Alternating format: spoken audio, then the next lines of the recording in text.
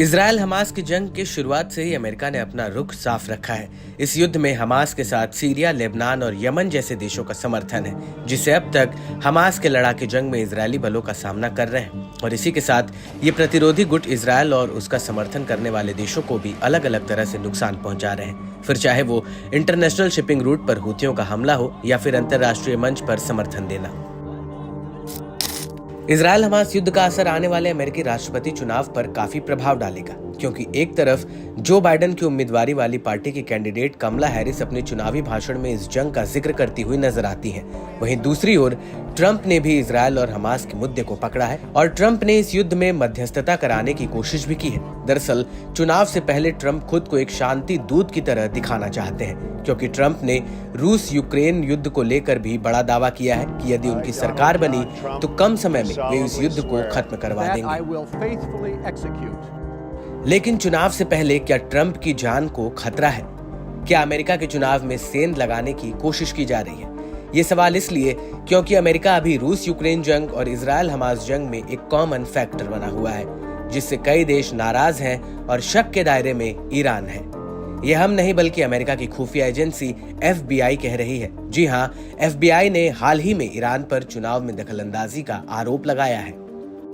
ये बात किसी से छिपी नहीं है कि अमेरिका और ईरान के बीच संबंध दशकों से संघर्ष भरे रहे हैं, लेकिन डोनाल्ड ट्रंप के प्रशासन के दौरान ये और ज्यादा खराब हो गए थे, जिसका सबसे बड़ा कारण था ईरानी जनरल कासिम सुलेमानी की हत्या, जो कि ट्रंप के कार्यकाल में ही हुई थी। इन कार्रवाइयों के चलते ही ईरान ने ट्रंप को अपनी राष्ट्रीय सुरक्षा और क्षेत्रीय प्रभाव के लिए सीधा खतरा माना था और इसी कड़ी में ट्रंप के चुनावी कैंपेन ने बयान जारी किया है। इस कैंपेन को हैक कर लिया गया था। इसके लिए ईरानी नेताओं को जिम्मेदार ठहराया गया। संवेदनशील अतिरिक्त दस्तावेज चुराए गए और प्रसारित भी किए गए, जिसमें ट्रंप के साथ ही JD वेंस की संभावित कमजोरियों पर एक रिपोर्ट भी शामिल थी।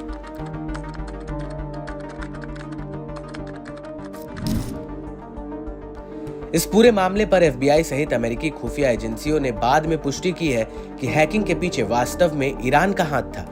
इससे अमेरिकी राजनीति में हस्तक्षेप करने और लोकतांत्रिक संस्थानों में विश्वास को कम करने का एक प्रयास बताया गया। FBI ने बताया कि ईरान का मकसद चुनाव से पहले कलह पैदा करना और चुनावों के परिणाम को प्रभावित करना था। लेकिन इस सब के बीच प्रोफेसर और लेखक डॉक्टर वालिद फॉरेस्ट की रिपोर्ट से तहलका मचा हुआ है। डॉक्टर वालिद फॉरेस्ट के मुताबिक ईरान 5 नवंबर को अमेरिकी राष्ट्रपति चुनाव के दिन ट्रंप को खत्म करने की कोशिश कर सकता है।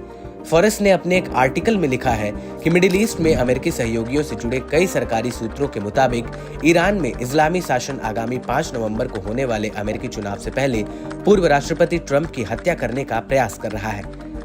शासन के नेताओं ने ट्रंप के जीवन के विरुद्ध कई मौखिक धमकियां भी दी हैं। IRGC के कमांडर आमिर अली हजीजादे ने टेलीविजन पर कहा है कि हम अल्लाह की इच्छा से ट्रंप और पूर्व विदेश मंत्री माइक पोम्पियो को मारना चाहते हैं।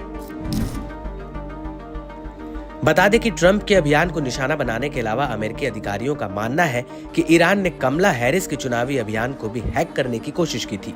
अमेरिका ने इस बारे में कोई डिटेल रिपोर्ट तो नहीं दिया है, लेकिन दावा किया है कि इसके लिए ईरान जिम्मेदार है।